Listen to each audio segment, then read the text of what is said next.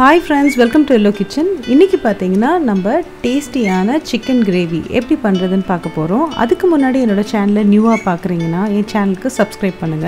அதே மாதிரி கீழ ஒரு பெல் ஐகான் இருக்கும். அந்த பெல் ஐகானை கிளிக் பண்ணீங்கன்னா நான் ரெகுலரா போஸ்ட் பண்ற வீடியோஸ் உங்களுக்கு நோட்டிஃபிகேஷன் வரும். அதே மாதிரி என்னோட வீடியோக்கு லைக் கொடுங்க.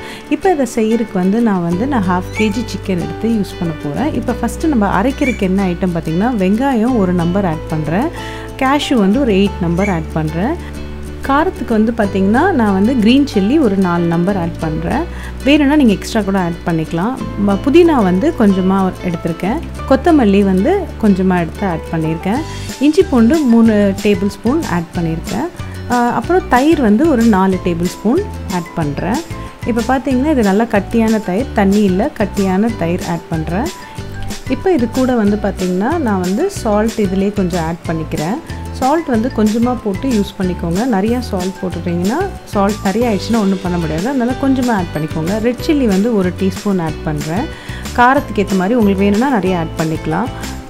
இப்போ மஞ்சள் தூள் ஒரு 1/4 டீஸ்பூன் இதோட ஆட் பண்ணிக்கிறேன். இதுல பெப்பர் ஒரு 1/2 டீஸ்பூன் ஆட் பண்றேன். பெப்பர் கூட உங்களுக்கு நிறைய வேணும்னா நீங்க ஆட் பண்ணிக்கலாம். அது உங்க விருப்பம். இப்போ இத எல்லாத்தையுமே நம்ம அரைச்சு எடுத்துக்கணும். இப்போ chicken ஒரு 1/2 kg எடுத்துர்க்கேன். இது bone chicken தான் நான் யூஸ் பண்ணிருக்கேன். இப்போ இது கூட இந்த பேஸ்ட் ஆட் பண்ணிடுறேன். பட்டர் ஒரு 4 டேபிள்ஸ்பூன் இது கூடயே நான் ஆட் பண்றேன். இப்போ தண்ணி ஒரு 150 ml. ஆல்ரெடி சிக்கன்ல வேக வைக்கும்போது தண்ணி வரும். சோ தண்ணி நான் கொஞ்சமா தான் ஆட் பண்ணிக்கிறேன்.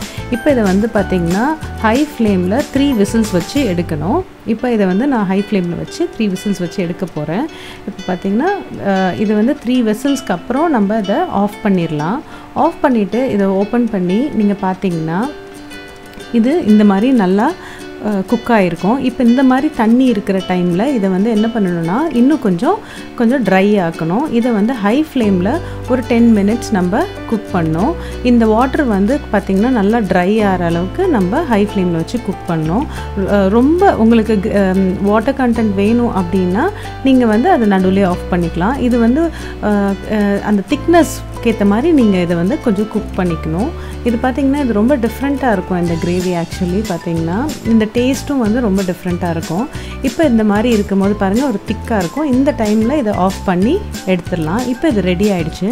இந்த கிரேவி பாத்தீங்கன்னா ட்ரை சப்பாத்தி, ரொட்டி, அப்புறம் இடியாப்பம், ஆப்பம், இட்லி, தோசை இந்த மாதிரி ஐட்டத்துக்கு இது நல்ல ஒரு காம்பினேஷன் एक्चुअली இந்த டிஷ்.